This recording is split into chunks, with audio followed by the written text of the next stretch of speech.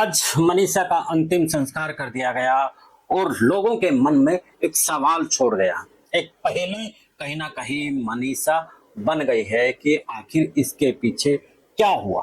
Police की theory कुछ कह रही है और जो बुद्धिजीवी वर्ग है उसकी थ्योरी कुछ कह रही है, पत्रकार कुछ कह रहे हैं। तो ऐसे में यही कहा जा सकता है कि मनीषा एक पहेली बनकर रह गई है। मनीषा के ऊपर हमने भी लगातार विश्लेषण किए, उनको इंसाफ दिलवाने के लिए बात कही, लेकिन आज पत्रकारों को लेकर के भी हम बात कहेंगे कि जिस तरीके से पत्रकारों का दमन अब सरकार कर रही है ये सही नहीं है। एक स्वस्थ लोकतंत्र का सबसे बड़ा जो प्रहरी है वो पत्रकार है, जिसे चौथा स्तंभ भी कहा जाता है। तीनों स्तंभों की रखवाली का जो जिम्मा है वो कहीं ना कहीं पत्रकार के ऊपर है। तो उसी पत्रकार को अब डराया धमकाया जा रहा है। कहीं पर उनके खिलाफ मुकदमे दर्ज हो रहे हैं तो कहीं पर उन्हें धमकियां मिल रही है। लेकिन सवाल खड़ा होता है पत्रकार वर्ग के ऊपर भी कि पत्रकार आखिर अपनी आवाज को बुलंद करने के लिए क्यों चुप बैठा है, क्यों खामोश बैठा है।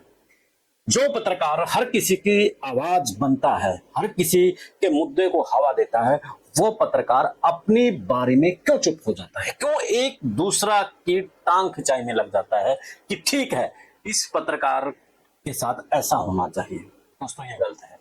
आप वकीलों को देख लीजिए, आप जो रोडवेज के कर्मचारी हैं उनको देख लीजिए, आप किसानों को देख लीजिए, वो लोग संगठित होते हैं तो सरकार उनकी बात मान लेती है। लेकिन पत्रकार एक ऐसा वर्ग है जो अपनी लड़ाई लड़ता ही नहीं है, दूसरों की लड़ाई के लिए वो उस आग में कूद जाता है।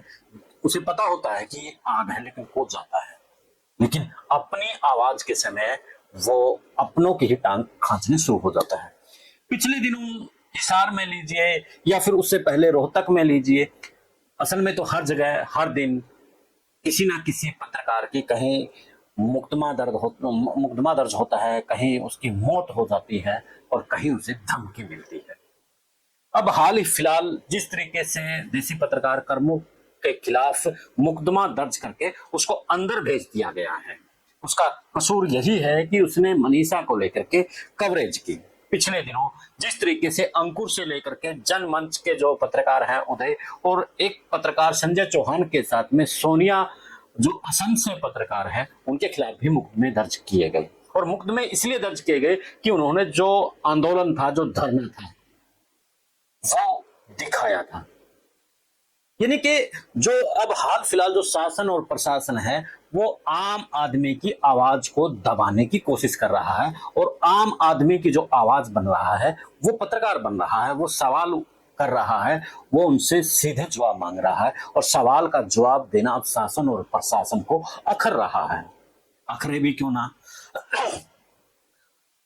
क्योंकि उनकी अब एक प्रकार से वो राजशाही वाला अपना अंदाज में चल पड़े हैं कि हमें कोई रोके ना कोई टोके ना। लेकिन ये लोकतांत्रिक देश है, समय समय पर ऐसे बहुत बार ऐसा हुआ है कि पत्रकारों को के साथ अन्याय हुआ है, लेकिन वो शासन और प्रशासन ज्यादा समय तक नहीं टिक पाया है।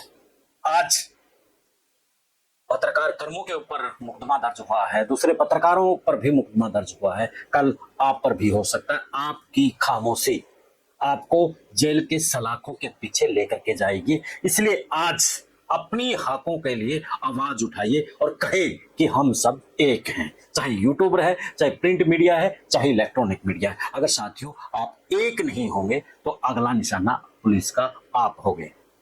शायद मैं ये वीडियो बना रहा हूं, कुछ दिनों के बाद मैं भी सलाखों के पीछे हो सकता हूं, लेकिन मैं ये हिम्मत जुटा रहा हूं और पत्रकार साथियों से विनती कर रहा हूं कि एक हो जाओ साथियों, नहीं तो ये शासन और प्रशासन हमें ऐसे ही बिखेर करके सलाखों के पीछे भेजते रहेंगे, डराते रहेंगे, धमकाते रहेंगे। आज जो पत्रकार जेल में हैं उनका हौसला बढ़ाइए, उनके साथ आइए, अपने अपने जिला लेवल पर जो पत्रकार यूनियन है, कोई भी यूनियन है, अपने अधिकारियों को ज्ञापन दीजिए। और हाँ, जो पत्रकार साथी सरकार के साथ में बातचीत कर रहे थे कि सरकार हमें सहयोग करे, वो साथी साथ में ये एजेंडा भी रखें कि जो स्वतंत्रता एक पत्रकार को होनी चाहिए, वो स्वतंत्रता पत्रकारों को देनी चाहिए, तभी मजा है दोस्तों। पैसे तो आप लोग व्यूज से भी कमा लेंगे, इतना पैसा वहां आप लोगों को मिलता है जो भी वहां पर लगे हुए हैं, लेकिन आज सबसे बड़ा मुद्दा हमारी स्वतंत्रता को खत्म किया जा रहा है, वो आपका मुद्दा होना चाहिए। अगर वो मुद्दा आपने नहीं रखा तो आपके ये मुद्दे किसी काम के नहीं है, मैं ऐसा मानता हूं। अब आपके दिमाग में क्या है मैं कुछ नहीं कह सकता। तो दोस्तों मेरे पत्रकार साथियों, हाथ जोड़ करके मेरी रिक्वेस्ट है, विनती है कि जो भी पत्रकार साथियों के ऊपर मुकदमा दर्ज होता है, सब मिल करके उनके साथ आए, इकट्ठे हो। वो जैसे बाबा साहब अम्बेडकर ने कहा था कि संगठित रहो, संघर्ष करो और शिक्षित बनो। हम शिक्षित तो हैं, लेकिन संगठित होने के साथ में संघर्ष करना कहीं ना कहीं भूल गए हैं। तो 2 दिन कोई बात नहीं है कि हमारे व्यूज नहीं आएंगे, हमारा काम छूटेगा, लेकिन पत्रकारों के साथ खड़े हुए, मेरी यही आपसे अपील है। और हमसे जो भी कुछ होगा, हम कोशिश कर रहे हैं कि जो पत्रकार साथी हाल फिलहाल सलाखों के पीछे हैं उनके लिए कुछ करें। तो उसमें विमर्श चल रहा है और आप साथी भी हमें इसके बारे में जानकारी दें कि क्या कुछ करने की जरूरत है, और सब मिलकर के लिखें और बोले कि हम सब एक हैं। और पत्रकारों के साथ अन्याय, एक पत्रकार के साथ अन्याय तो मतलब सभी पत्रकारों के साथ अन्याय, इसलिए एक हैं हम और एक रहेंगे, इसी नारे को बुलंद करना है और शासन प्रशासन को दिखाना है कि पत्रकार अब एक हो चुका है और अब उसके ऊपर झूठे मुकदमे, फर्जी मुकदमे का खेल नहीं चलेगा। तो साथियों वादा कीजिए कि हम एक होंगे, और जो पत्रकार साथी चाहे इस मामले में है चाहे पहले वाले मामले में है, कुशार में भी एक पत्रकार के साथ बड़ी जाती हुई है, चौहान के साथ में पहले ही मैंने उसके ऊपर वीडियो बनाई है। तो साथियों रिक्वेस्ट है, एक हो जाओ और पत्रकार साथियों के साथ खड़े हो जाओ। जय हिंद, जय भारत, जय हरियाणा।